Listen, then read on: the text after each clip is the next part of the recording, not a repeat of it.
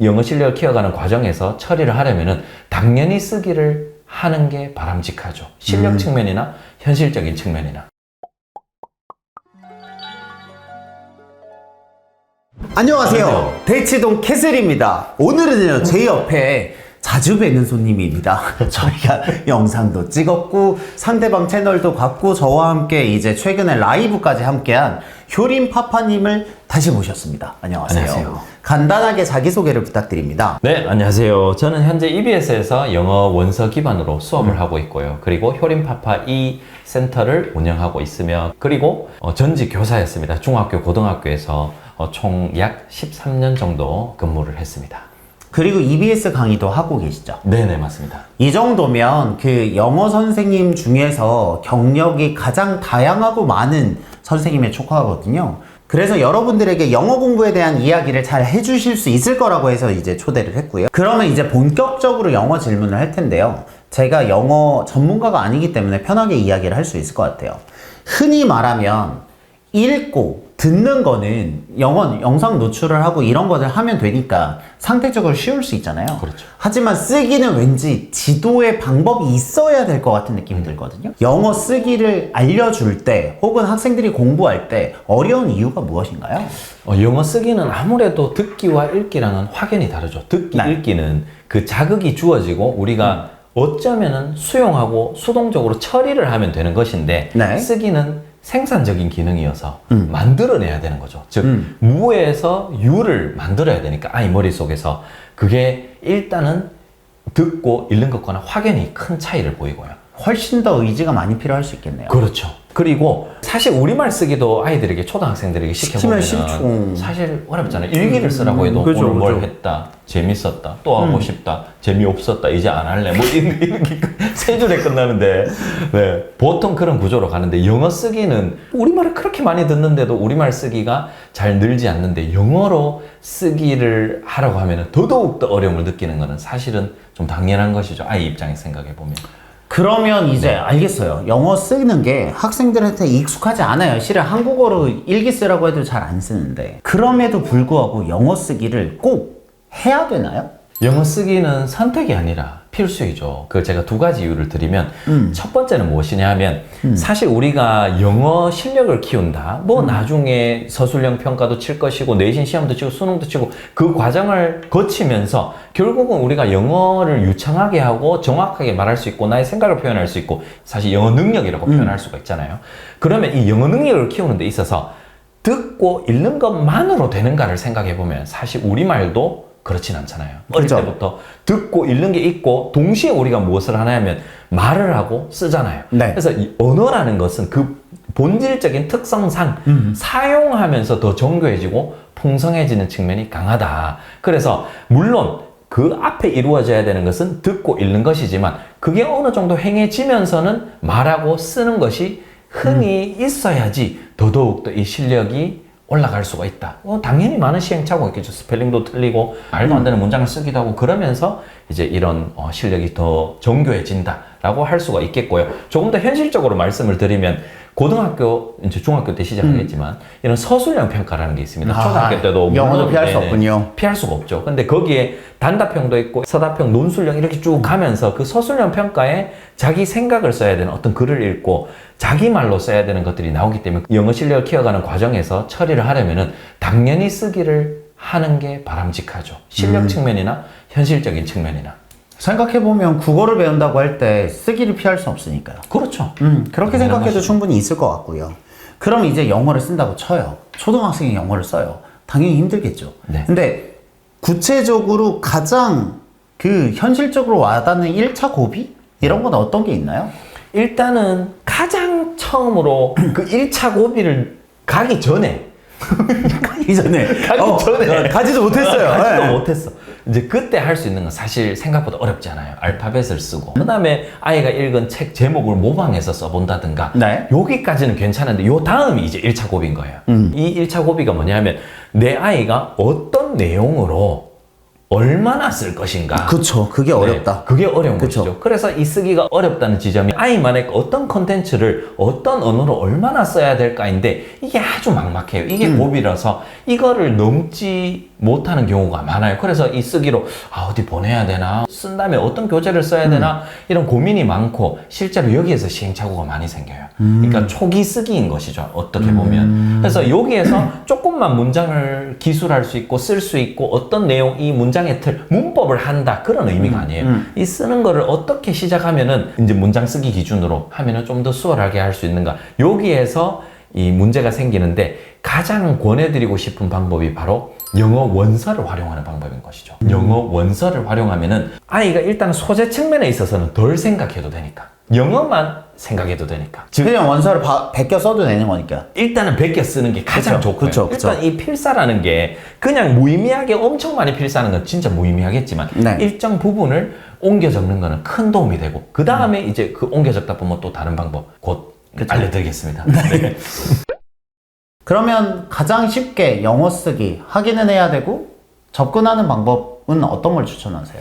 접근하는 방법은 일단은 아무 원서나 괜찮긴 하지만 쓰기용으로 활용할 수 있는 거는 리더스북이라는 게 아주 유용합니다. 리더스북은 우리나라 출판사에서 만든 게 아니라 영어권 국가에서 영어 읽기의 유창성과 한마디로 잘 읽게 만드는 것이죠. 그래서 그 유창성과 정확성을 기르기 위해서 이 두 가지를 목적으로 만든 책이 리더스북이라고 할 수 있어요. 그래서 리더스북은 그 특성상 단계가 다 정해져 있겠죠. 그 다음에 이 리더스북이라는 것은 아이의 읽기의 유창성과 정확성을 길러주어야 되기 때문에 문장 자체가 그렇게 복잡하지 않아요. 처음에 아이가 읽었을 때 읽기에 처음 시작을 해줄 수 있게 만들어주는 책이기 때문에 문장이 간결한 것부터 레벨이 서서히 올라간다는 것이죠. 그러니까 이 소재를 활용해서 이것을 쓰기로 전이시켜서 하면은 훨씬 더 쉽게 접근할 수가 있는 것이죠.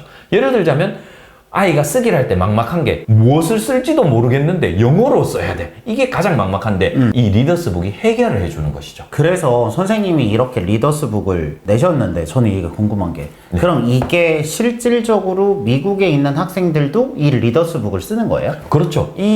지금 제가 여기에 출간한 이 책은 영어권 국가에서 책으로만 존재하는 건데 제가 거기에 쓰기를 추가해서 이렇게 만든 거예요. 미국에 있는 학생들도 이런 리더스북을 통해서 자기네 영어 실력을 늘리는. 그렇죠. 원서에 제가 쓰기를 집어넣은 것이죠. 왜 쓰기를 집어넣으셨어요? 왜냐하면 쓰기가 그만큼 부담이 중요하니까. 되고 방법을 모르겠고 그런데 이 리더스북이라는 너무 좋은 재료가 있는데 여기에 관해서 쓰기로 이렇게 추가가 된 아주 괜찮은 이런 교재가 현재 시중에 나와 있지 않아서 그래서 이거를 처음에 제가 한 3, 4년 전부터 기획하기 시작했어요. 요걸 하면 괜찮지 않을까. 그러면 이게 한글이 있는 걸 뒤에 한글로 번역을 해서 액티비티를 만들어서 이 책을 만드신 거예요? 그렇죠. 그래서 한국어는 사실 재미 및 내용을 조금 더 정확하게 파악하기 위함으로 있는 것이고요. 쓰기 같은 경우는 이렇게 하면 가장 좋은 것이죠. 우리가 사실 영어 쓰기라고 하면은 아이가 이 A4 용지 한 바닥을 가득 썼으면 좋겠고 논리적으로 썼으면 좋겠고 이런 것들이 있지만 그 전에는 어떤 과정이 있어야 되냐면 한마디로 좀 도와줘야 된다는 거예요. 그러나 부모님께서 영어 전공자가 아닐 가능성이 높고 그렇죠, 그렇죠. 또한 영어 전공자라고 하실지라도 실제로 아이에게 앉혀서 가르쳐주는 게 그렇게 쉬운 일이 아닐 수가 있어요. 그렇죠. 그렇잖아요. 제가 또 아예 가르쳐 보니까 제 뜻대로 안 되거든요. 그런 측면이 있기 때문에 그거를 이 책에서 대신해 준다고 생각하시면 되고 한마디로 단계가 있는 거예요. 그죠. 이 도움이 많이 있고 도움을 조금 줄여나가고 그러면서 아이가 스스로 독립해서 쓸 수 있는 거를 도와주는 책. 그러면 처음에는 문장을 좀 유의미한 문장, 아무 문장이 아니라 이 책에 나온 문장 중에서 좀 유의미하고 좀 재밌는 문장을 제가 선택을 해 두었어요. 그럼 그것들을 일단은 처음에는 그대로 한번 써봐요. 써봐. 그대로 써보면 일단 되는 써봐요. 거거든요. 그 다음에 이 문장이 어떻게 구성이 되었는지 그대로 쓰는 것도 단계별로 써요. 그 다음에 그 안에서 예를 들어서 I like to play soccer. 나는 축구라는 걸 좋아한다. 그러면 이제는 soccer 대신에 어떤 단어를 넣을 수 있을까? 그럼 I like to는 유지한 채로, 즉 틀은 유지한 채로 거기에 어떤 단어가 들어갈 수 있을지 이제 집어넣는 거죠.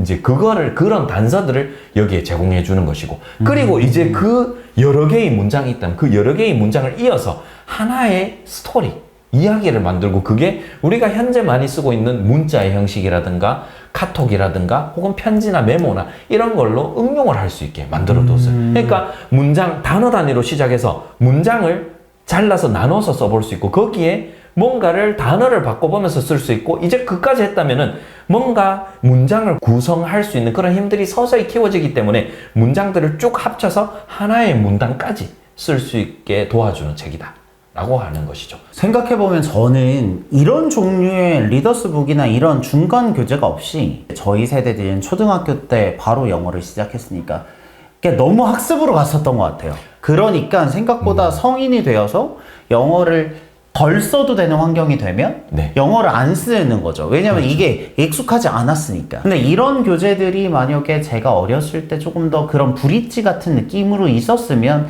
좀 더 좋았지 않았을까라는 생각이 좀 드네요. 그렇죠. 그래서 저도 이제 저도 이제 비슷하게 그렇죠. 과거에 없었어요. 그런 그렇죠. 책들이 없었고 그렇죠. 쓰기라고 하면은 진짜 막 써야 되는 거예요. 그런데 이거는 사실 텍스트가 있고 재밌는 이야기를 기반으로 하고 있고 사실 여기 있는 5권의 책이 있지만 전부 다 학교를 배경으로 하고 있어요. 초등학교를 배경으로 하고 있어서 아이들의 그런 관심사와도 아주 부합하고 그리고 여기에 지금 제가 선정해둔 로비니오 스쿨이라는 것은 전국에 있는 많은 기관들에서 원서를 이미 너무나 많이 활용하고 있고 외국에서도 인기가 있는 책이거든요. 그래서 그런 책이기 때문에 이런 재미나 퀄리티 측면에서는 의심할 여지가 없는 유명한 책이며 그거를 단계별 쓰기를 할 수 있는 것으로 만들어 두어서 아이들이 참 유용하게 활용할 수 있지 않겠나라고 생각을 합니다.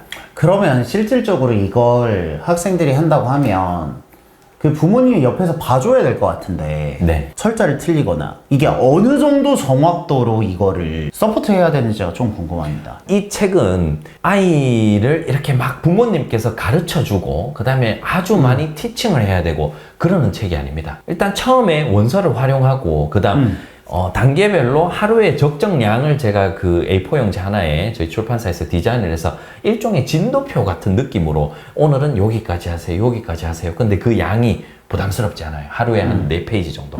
그러면 요거를 완성할 수 있게 딱 돼 있는 것이죠. 그래서 요거를 한 5권 정도 그렇게 그냥 옆에서 잘하고 있는지 책을 구해다 주고 잘하고 있는지 그 정도만 체크해 봐도 요게 될 수 있도록 구성을 해두었어요. 정답지도 당연히 있고 하여튼 따라만 가면은 될 수 있도록 그래서 생각보다 가이드가 참 잘 돼 있다라는 것이죠.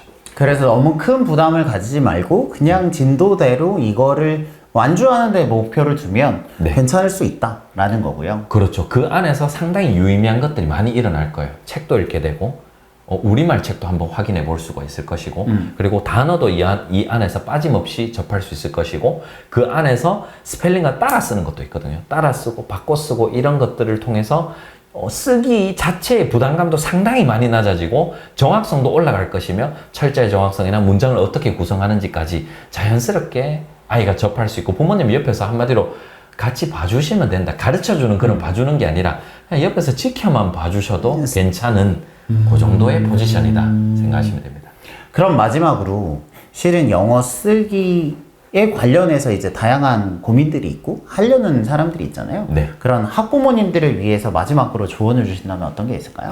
예를 들자면 뭐 이런 게 있을 것 같아요. 아이들이 철자를 너무 많이 틀려요. 그쵸. 근데 그쵸. 가만히 생각해 보면 철자도 우리가 성인들이 혹은 중고등학교에서 너무 이분법적으로 생각한 것도 있거든요. 예를 들어서 school이라고 하면은 처음에 아이들이 쓸 때는 SKUL이라고 쓸 수도 있는 거예요. 그쵸. 소리 나는 대로 아이가 생각한 그대로. 근데 SKUL이라고 쓰다가 또 책을 좀 읽다가 또 이런 또 쓰기 책도 하다 보니까 이제 약간 SKUL은 아닌데라는 감이 생긴 거죠. 그쵸. 그쵸. 그래서 이렇게 또 쓸 수 있는 거죠. SCOOL이라고 쓰는 거죠. 아직 H가 빠졌어요. 이미 정확도가 많이 높아졌지만 아직은 완벽하진 않은 거죠. 그렇죠. 100%는 아니지만 원래는 40%인데 그게 70% 정도 되었다라는 거를 우리가 좀 인정을 해줘야 될 필요가 있는 거죠. 그래서 쓰기를 할 때 너무 많이 개입을 해서 아이에게 티칭을 하고 진짜 말 그대로 개입인 것이죠. 아이의 라이팅을 그냥 그 자체로 어느 정도는